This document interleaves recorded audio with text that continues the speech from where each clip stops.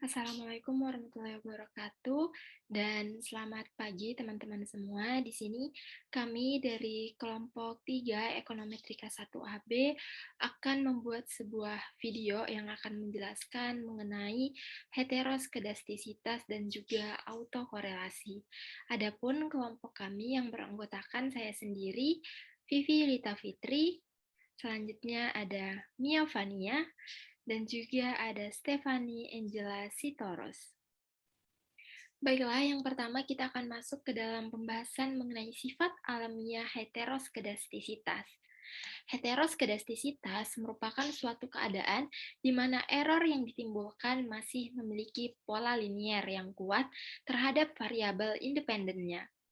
Adapun tujuan dari uji heteroskedastisitas adalah untuk mengetahui adanya penyimpangan saat uji regresi linier, karena syarat dari uji regresi linier tidak boleh ada heteroskedastisitas.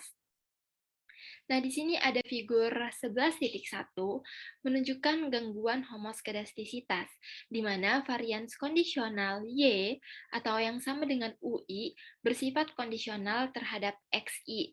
Keduanya tetap sama terlepas dari nilai yang diambil oleh variabel X. Nah, adapun figur 11.2 menunjukkan bahwa varians kondisional Y akan meningkat seiring dengan meningkatnya X. Di sini varians YI tidak sama. Dengan demikian terdapat heteroskedastisitas.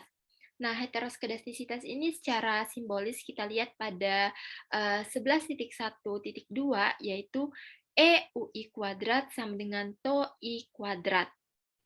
Nah, untuk membedakan antara homoskedastisitas dengan heteroskedastisitas, kita asumsikan bahwa pada model dua variabel, yaitu kita ketahui bersama di mana YI sama dengan BI ditambah B2XI ditambah UI. Nah, di sini Y mempresentasikan tabungan dan X kita asumsikan mempresentasikan pendapatan. Nah, figur 11.1 dan 11.2 tadi menunjukkan bahwa ketika pendapatan meningkat, maka tabungan secara rata-rata juga akan meningkat. Nah, akan tetapi pada figur 11.1, varians dari tabungan tetap sama pada semua level pendapatan. Nah, namun kita lihat pada figur 11.2, keluarga dengan pendapatan yang lebih tinggi, maka secara rata-rata menabung lebih banyak daripada keluarga dengan pendapatan lebih rendah. Selanjutnya, kita akan masuk kepada pembahasan 11.3, di mana metode generalized least square atau yang kita kenal dengan GLS. Nah, di sini ada perbedaan antara OLS dan GLS. Nah, kita ingat kembali dari bab 3 sebelumnya, dari OLS kita meminimalkan seperti pada persamaan 11.3.10, di mana yaitu sigma U hat I kuadrat sama dengan sigma buka kurung tutup kurung YI dikurang B hat I dikurang B hat 2 XI kuadrat. Nah, tetapi dalam OLS, mohon maaf maksud saya, dalam GLS berbeda. Kita meminimalkan pernyataan 11.3.7, maka di sini sigma dari U hat I per to I kuadrat, maka akan sama dengan sigma YI per to I dikurang B hat I bintang dikali X dikali X 0 I per to I, maka akan sama dengan B hat 2 bintang dikali XI per to I kuadrat, seperti itu. Nah, dari persamaan tadi, maka juga dapat kita tuliskan sebagai berikut. Kita lihat kembali pada persamaan 11.3.11, yaitu sigma WI U hat I kuadrat akan sama dengan sigma WI buka kurung tutup kurung YI dikurang B hat I bintang X0I dikurang B hat 2 bintang XI kuadrat. Nah, di mana W di sini sama dengan 1 per tau I kuadrat. Nah, di sini adalah bukti bahwa persamaan 11.3.11 dan 11.3.11.7 adalah identik. Nah, selanjutnya, jadi dalam GLS kita meminimumkan jumlah kuadrat residualnya atau RSS yang telah diberikan bobot dengan WI sama dengan tau I kuadrat berperan sebagai bobot. Nah, tetapi dalam OLS kita meminimumkan RSS yang tidak berbobot atau berbobot sama. Nah, seperti yang ditunjukkan pada persamaan 11.3.7 pada GLS, bobot bagi setiap observasi proporsional secara invers terhadap tau I-nya, yaitu di mana observasi dari populasi dengan tau I yang lebih besar akan mendapatkan bobot yang relatif lebih kecil. Namun sebaliknya, observasi dari bobot tau I yang lebih kecil secara proporsional akan mendapatkan bobot yang lebih besar dalam meminimumkan RSS. Di sini yaitu persamaan 11.3.11. Nah, untuk melihat perbedaan antara OLS dan GLS secara lebih jelas lagi, kita perhatikan di sini scattergram hipotesis pada figur 11.7. Nah, di sini dalam OLS yang tidak berbobot, setiap U hat kuadrat yang diasosiasikan dengan titik-titik A, B, dan C akan menerima bobot yang sama dalam meminimumkan RSS. Nah, jelas bahwa pada kasus ini UI hat kuadrat yang diasosiasikan dengan titik C akan mendominasi RSS. Nah, namun demikian dalam GLS, observasi ekstrim C akan menerima bobot yang relatif lebih kecil dibandingkan kedua observasi lainnya. Nah, oleh karena persamaan 11.3.11 meminimumkan RSS yang dibobotkan, nah persamaan ini juga akan kita kenal dengan sebutan weightless square atau WLS, atau kita kenal dengan kuadran terkecil terbobot. Nah, seperti itu. Mungkin selanjutnya akan dilanjutkan oleh rekan saya. Silahkan. Selanjutnya kita akan membahas mengenai konsekuensi dari heteroskedastisitas ini. Nah, jika asumsi regresi linear klasik terpenuhi, kecuali adanya heteroskedastisitas, maka penaksir OLS ini tidak bias dan konsisten. Namun, penaksir tersebut tidak lagi efisien baik dari sampel kecil maupun sampel besar secara asimptotik. Nah, jika tetap menggunakan penaksir OLS pada kondisi heteroskedastisitas ini, maka varian penaksir parameter koefisien regresinya ini akan menaksir terlalu rendah atau bisa kita kenal dengan underestimate, dan juga bisa menaksir terlalu tinggi atau yang biasa kita kenal dengan overestimate. Setelah kita mengetahui mengenai konsekuensi dari heteroskedastisitas, maka selanjutnya kita harus mengetahui mengenai pendekatan dari heteroskedastisitas tersebut. Di mana yang pertama ini melalui metode grafik dengan memplotkan U hat I pangkat 2 dan Y hat I untuk mengetahui apakah nilai rata dari Y yang diestimasi ini secara sistematis berkaitan dengan residual yang dikuadratkan. Nah, seperti pada PPT di samping ini, pada figur 11.8a, kita melihat bahwa tidak terdapat pola sistematis di antara kedua variabel tersebut. Nah, berarti ini tuh menunjukkan bahwa terdapat kemungkinan tidak adanya heteroskedastisitas pada data yang digunakan. Nah, selanjutnya, untuk figur 11.8b hingga 11.8e ini mengandung arti sebaliknya, di mana pada figur-figur ini mengandung pola yang pasti gitu. Nah, untuk yang figur 18.8c ini berarti menunjukkan sebuah hubungan yang linear, sementara untuk figur yang 18.d dan 18.e ini menunjukkan bahwa adanya hubungan kuadrat antara U hat I pangkat 2 dengan Y hat I-nya itu sendiri. Yang kedua, melalui pendekatan uji part, di mana dalam uji ini, part ini merumuskan bahwa metode grafis dengan menyarankan standar deviasi I pangkat 2 ini adalah sebagian fungsi dari variabel penjelas X. Nah, dengan fungsi yang tertera di PPT di samping ini, apabila di akhir ini kita menemukan bahwa beta ini secara statistik itu signifikan, maka akan terjadi heteroskedastisitas pada data tersebut. Nah, tetapi jika nilai beta ini tidak signifikan, maka kita ini dapat menerima asumsi mengenai heteroskedastisitas tersebut. Yang ketiga ada pendekatan melalui uji Gleiser, di mana dalam uji ini Gleiser menyarankan untuk meregresi nilai absolut mu hat I terhadap variabel X yang diperkirakan berasosiasi dengan standar deviasi I pangkat 2. Nah, dalam eksperimennya ini menggunakan fungsi sebagai berikut, di mana VI ini merupakan faktor kesalahan. Nah, Gleiser ini telah menemukan bahwa untuk sampel yang besar di 4 model pertama yang tertera di PPT ini memberikan hasil yang secara umum memuaskan dalam mendeteksi heteroskedastisitas.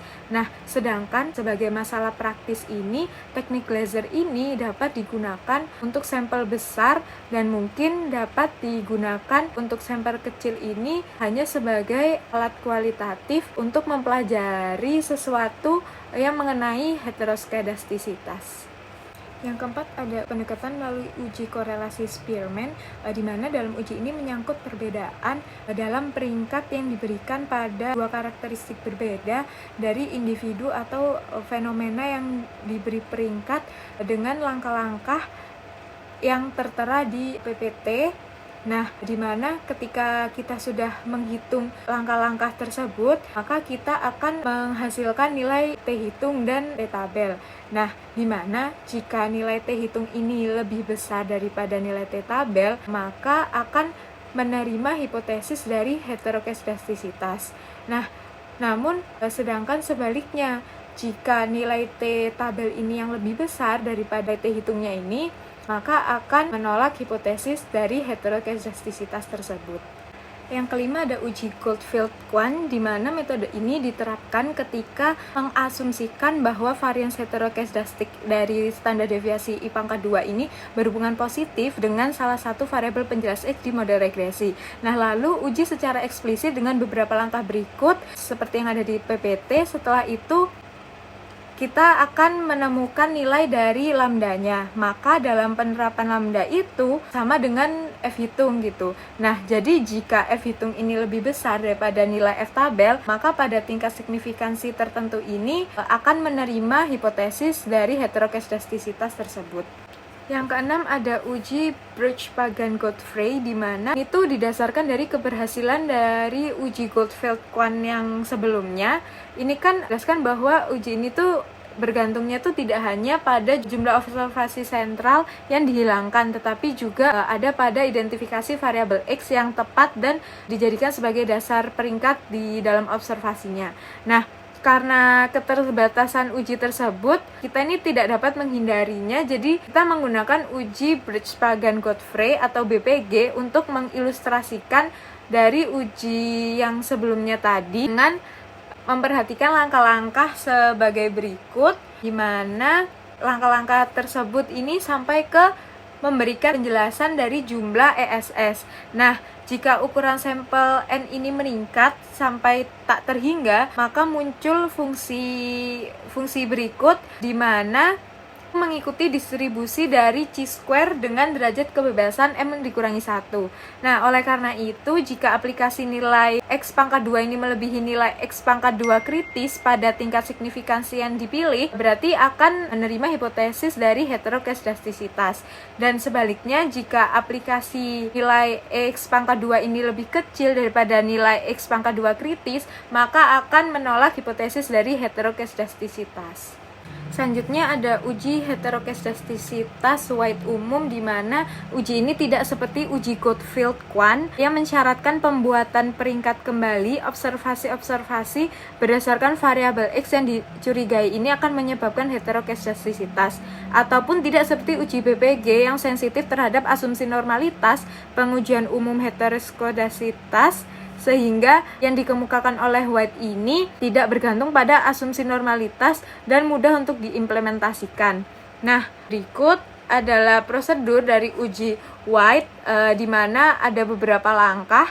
Untuk langkah pertama, dengan data yang diberikan ini, lakukanlah estimasi persamaan dan dapatkan nilai residualnya. Lalu untuk langkah yang kedua, kemudian lakukan regresi penyongkongnya, di mana hal ini berarti regresi dengan pangkat yang lebih tinggi juga dapat digunakan dan terdapat konstanta di dalam persamaan ini, meskipun regresi aslinya ini tidak memiliki konstanta. Nah, untuk langkah yang ketiga, di bawah hipotesis 0 bahwa tidak ada heteroskedastisitas, tetapi dapat ditunjukkan bahwa ukuran sampel N ini ketika dikalikan dengan nilai error pangkat 2 yang didapat dari regresi penyongkong secara asimptotik ini akan mengikuti distribusi chi-square dengan derajat kebebasan sejumlah regresor yang tidak termasuk konstanta dari regresi penyongkong tersebut.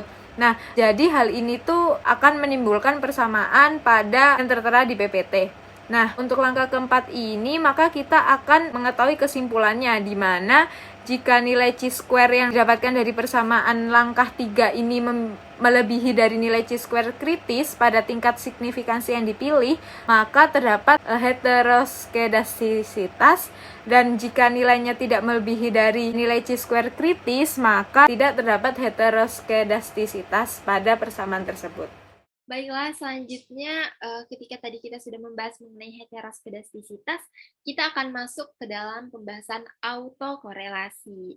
Nah, yang pertama, pada pembahasan pertama 12.1 mengenai sifat alamiah dari problem. Nah, di sini istilah autokorelasi dapat kita artikan sebagai korelasi di antara anggota seri dari observasi-observasi yang diurutkan berdasarkan waktu, atau kita lihat pada data time series, atau berdasarkan tempat, atau pada data cross-section. Nah, di sini CLMR mengasumsikan bahwa autokorelasi tidak ada dalam faktor gangguan UI. Secara simbolis kita lihat pada persamaan 3.2.5, di mana COV buka kurung tutup kurung UI UJ XI XJ sama dengan E, UI UJ sama dengan 0, atau I tidak sama dengan J. Nah, secara sederhana di sini model klasik mengasumsikan bahwa faktor gangguan yang berkaitan dengan observasi manapun tidak dipengaruhi oleh faktor kesalahan yang berkaitan dengan observasi lain manapun. Nah, namun jika terdapat ketergantungan di antara observasi, maka kita akan memiliki autokorelasi secara simbolis. Kita lihat pada persamaan 2.1.1, yaitu E, UI tidak sama dengan 0, atau I tidak sama dengan J. Selanjutnya, kita akan masuk kepada 12.2, atau estimasi OLS pada keberadaan autokorelasi. Nah, sebagai pendekatan pertama, di sini kita dapat mengasumsikan bahwa faktor gangguan atau faktor kesalahan dihasilkan dari mekanisme pada persamaan 12.2.1, di mana UI sama dengan PU T dikurang 1 ditambah EI. Nah, skema atau model pada 12.2.1 ini dikenal sebagai skema Markov first order autoregresif, atau kita kenal dengan skema autoregresif tingkat 1. Nah, di sini biasanya dinotasikan sebagai AR1. Nah, namun di sini autoregresif sesuai karena persamaan 12.2.1 di sini dapat diinterpretasikan sebagai regresi dari UI terhadap dirinya pada satu periode sebelumnya.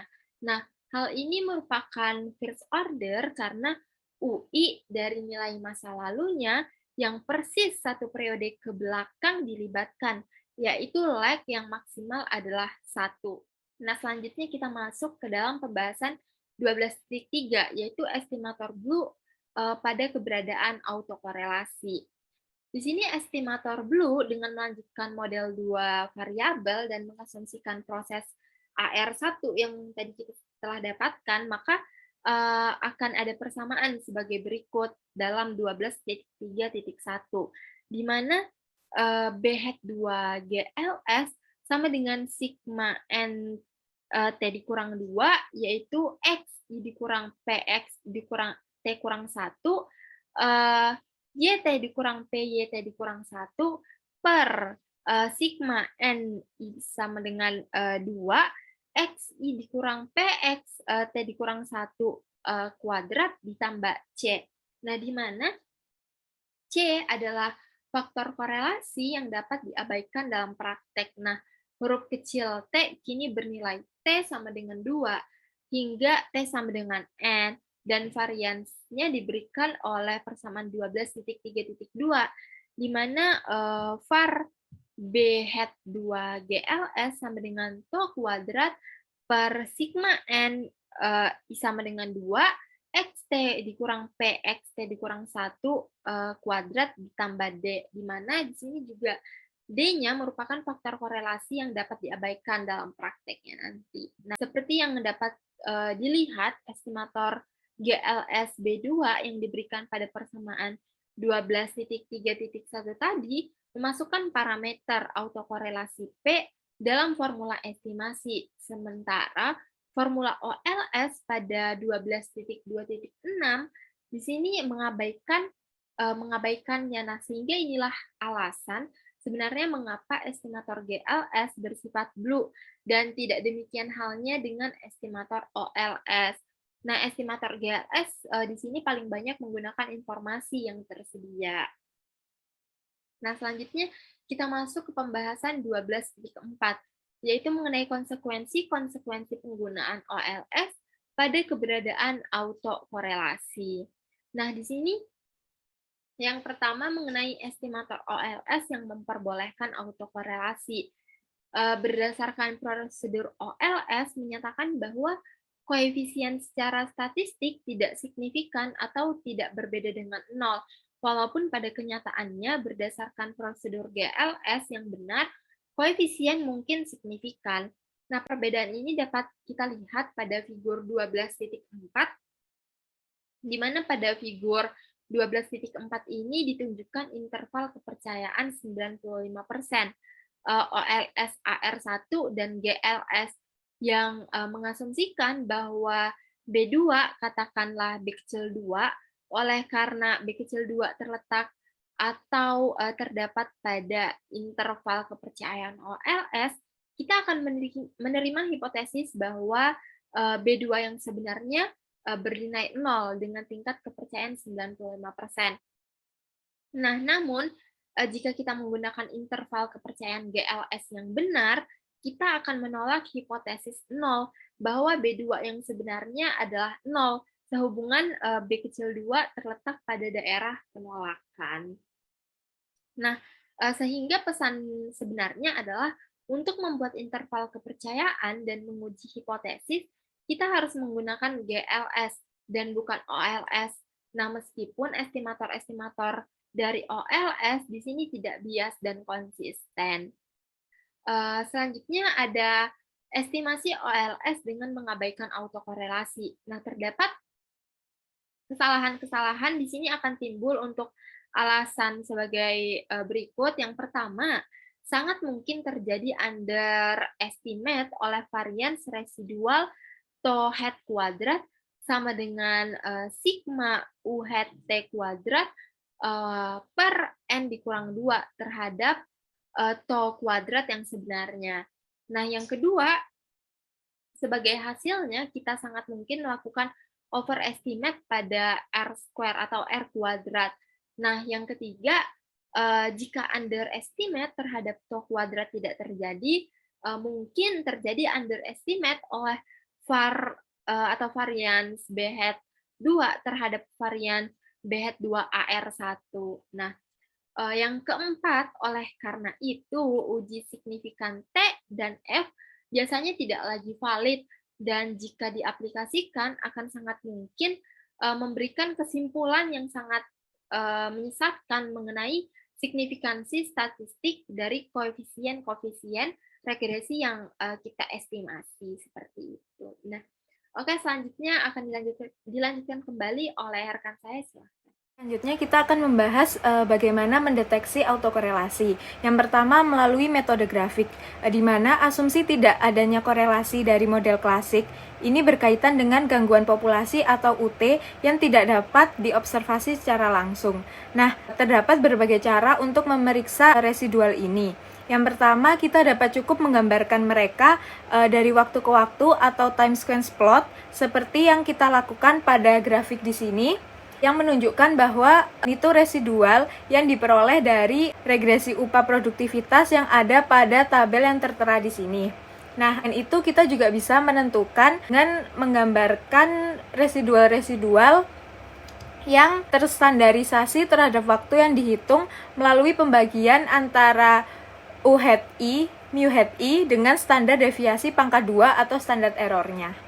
Yang kedua, melalui run test, di mana ini adalah sebagai rangkaian yang tidak terputus dari sebuah simbol atau atribut seperti simbol positif dan simbol negatif. Nah, lalu sedangkan untuk panjang suatu run ini adalah sebagai jumlah elemen yang ada di dalamnya gitu.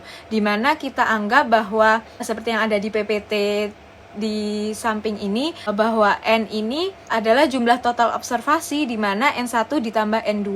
Nah, N1 ini merupakan nilai residual yang jumlahnya ini adalah positif, sedangkan untuk N2 ini adalah nilai residual yang jumlahnya adalah negatif, dan untuk R sendiri adalah jumlah run-nya. Nah, sehingga hal ini menandakan bahwa residual ini bersifat independen dan terdistribusi normal dengan rumus yang ada di PPT tersebut melalui rata dan varians. Nah, kita perlu ingat juga bahwa N1 ditambah dengan N2.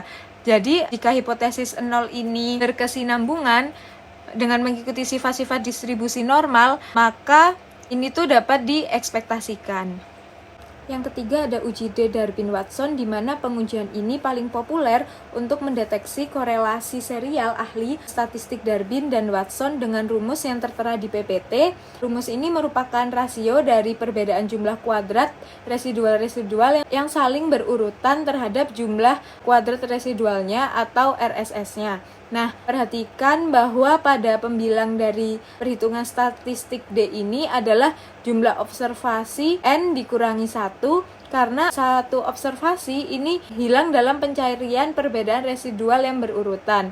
Nah, untungan besar dari statistik D ini adalah statistik tersebut didasarkan pada residual yang diestimasi secara rutin dihitung pada analisis regresinya, sehingga kita perlu mengetahui asumsi dari statistik D ini sebagai berikut yang ada tertera di PPT dari 1 sampai 6, dan untuk figur yang ada di atas, bagian atas PPT ini menunjukkan bahwa batas dari D ini adalah 0 dan 4, dengan hipotesis 0 merupakan hipotesis tidak adanya autokorelasi positif, sedangkan untuk hipotesis bintang 0 merupakan hipotesis tidak adanya autokorelasi negatif. Di mana batas-batas dari nilai D tersebut ini dapat dilihat dari perlakuan ekspansi dari persamaan yang ada di PPT di samping ini.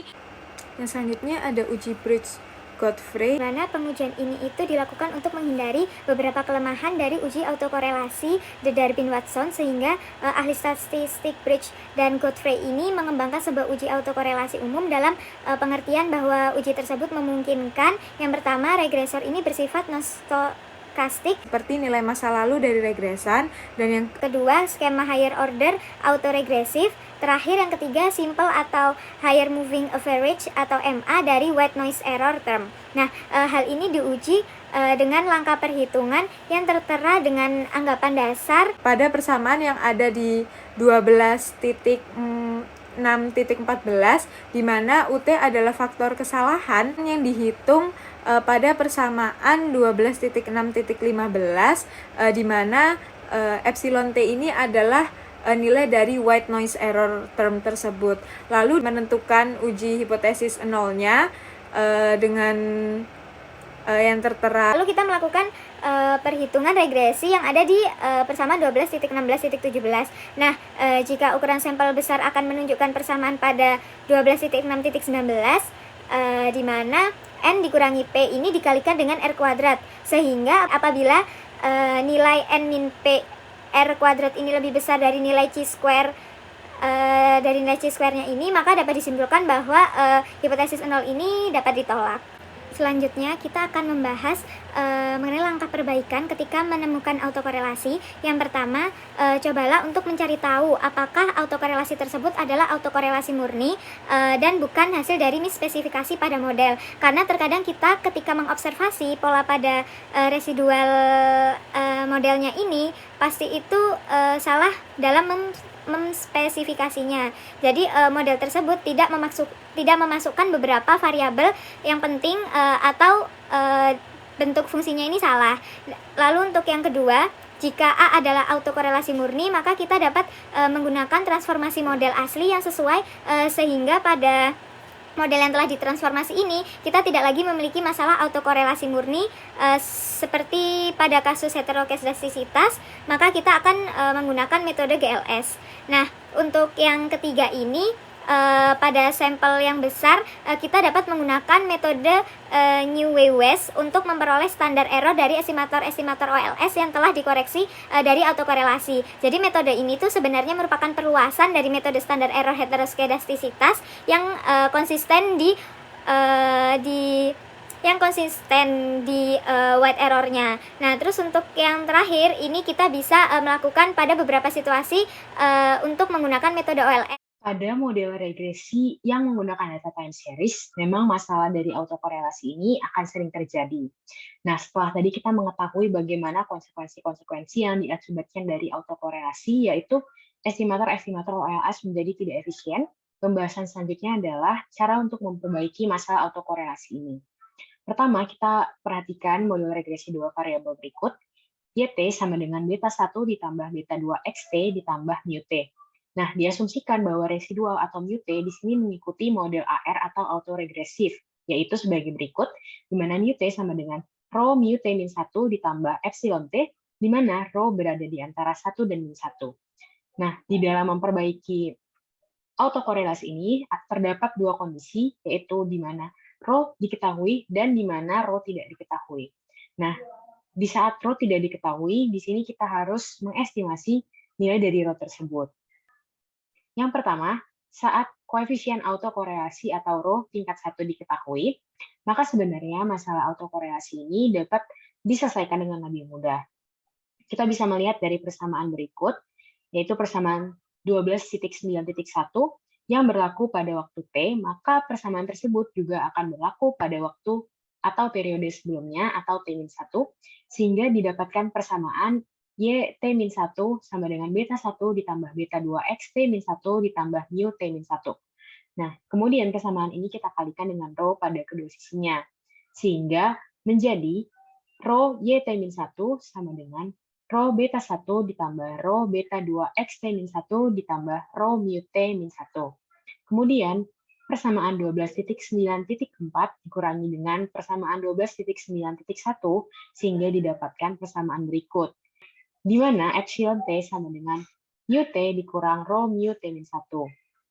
Kita juga dapat mengekspresikan persamaan ini menjadi Y bintang T sama dengan B bintang 1 tambah B bintang 2 X bintang T tambah epsilon T, di mana B bintang 1 ini sama dengan beta 1 kali 1 dikurang rho, Y bintang T sama dengan YT dikurang rho YT-1, X bintang T sama dengan XT dikurang rho XT-1, dan beta bintang 2 sama dengan beta 2. Nah, pada persamaan 12.9.6 ini, faktor kesalahan atau mu sudah memenuhi asumsi-asumsi OLS. Sehingga kita dapat mengaplikasikan OLS pada variabel-variabel yang ditransformasi menjadi Y bintang dan X bintang. Serta kita dapat memperoleh estimasi dengan semua ciri yang optimal, yaitu blue. Nah, dampaknya melakukan regresi dari persamaan 12.9.6 ini setara dengan menggunakan metode GLS, di mana kita ingat bahwa GLS itu adalah metode OLS yang diaplikasikan pada model yang sudah ditransformasi dan sudah memenuhi asumsi-asumsi klasik. Model regresi dari persamaan 12.9.5 itu dikenal juga dengan persamaan diferensial atau difference equation generalized atau quasi.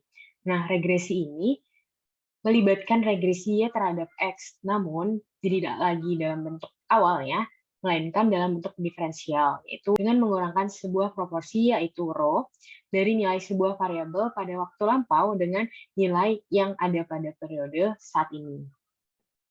Nah, pada prosedur diferensial ini, sebenarnya kita akan kehilangan satu observasi.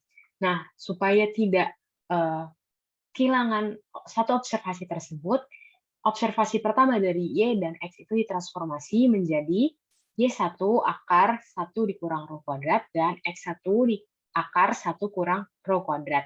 Nah, transformasi ini dikenal juga sebagai transformasi Price-Winston.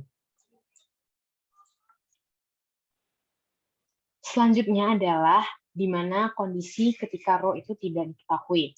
Salah satu metode yang bisa digunakan itu adalah metode diferensial pertama. Kita bisa mulai dari dua titik ekstrim karena sudah kita ketahui bahwa rho itu berada di antara min 1 dan 1. Titik ekstrim pertama adalah ketika rho sama dengan 0 atau tidak ada korelasi serial dari min.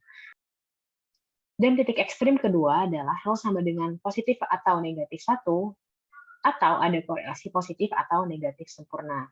Ketika regresi dilakukan, umumnya seseorang mengasumsikan bahwa tidak ada autokorelasi dan membiarkan uji Durbin-Watson atau uji-uji lain itu menunjukkan apakah asumsi tersebut terpenuhi atau tidak.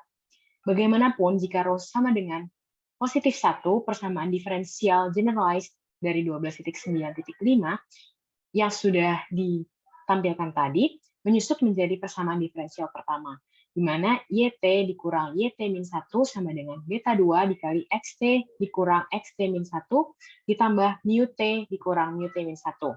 Atau bisa juga disederhanakan menjadi delta YT sama dengan beta 2 delta XT ditambah epsilon T, di mana delta di sini adalah operator diferensial pertama.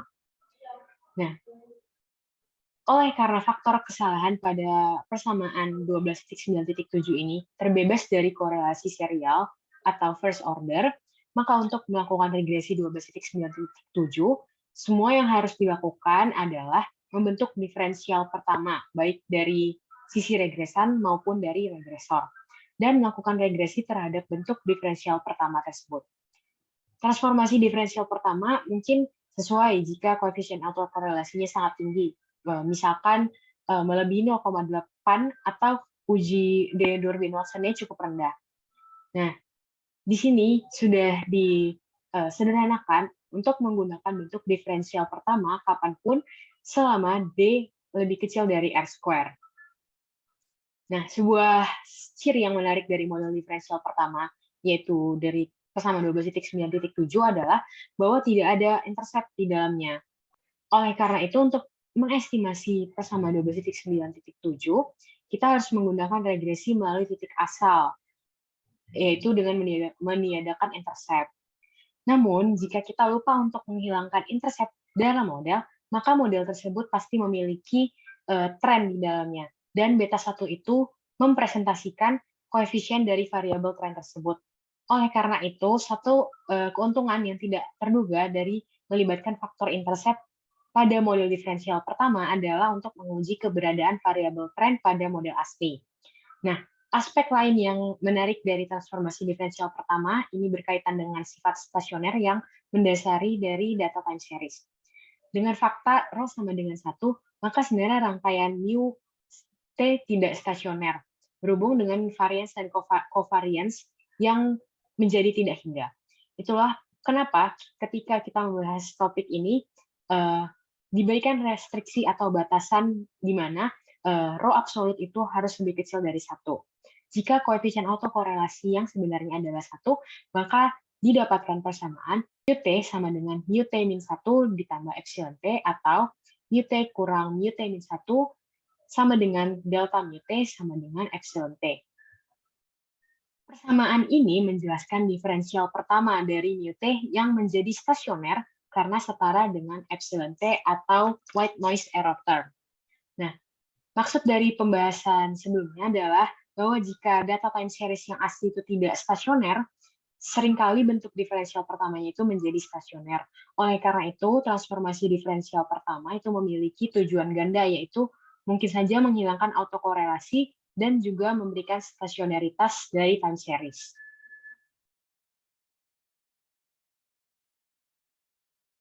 Baiklah, itulah penjelasan dari kelompok kami mengenai heteroskedastisitas dan juga autokorelasi. Semoga apa yang kami sampaikan dapat menambah wawasan kita bersama, dan apabila terdapat kesalahan kami mohon maaf. Kami akhiri, wassalamualaikum warahmatullahi